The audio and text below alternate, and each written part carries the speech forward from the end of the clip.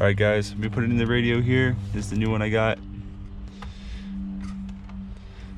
Looks like it got serviced in 2012. So everything should be working on it. It also already has a aux cord wired into the back of it. So that's pretty cool. So I won't have to use a cassette aux cord.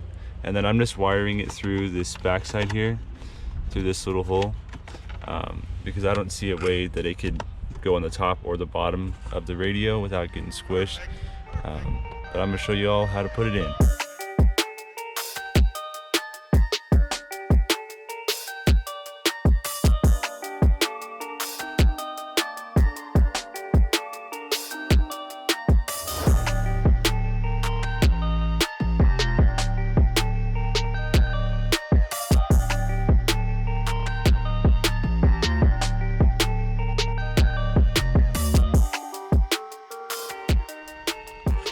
Alright guys, there it is in place.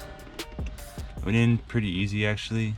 Doesn't seem to be lining up completely, but it seems stationary enough. And then here's the aux cord. So in the manual, it just says to type in the code after you turn on the radio, and then once the correct code's entered, then it works fine. So that's what I'm gonna do.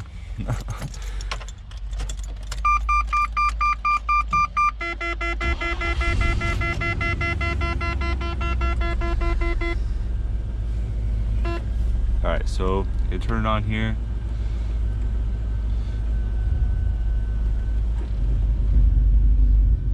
Alright, it seems like it already works, and I didn't even have to put in the code.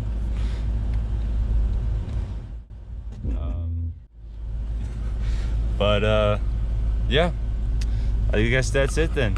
Thanks for watching. Like and subscribe for more videos just like this, and I'll see you out there.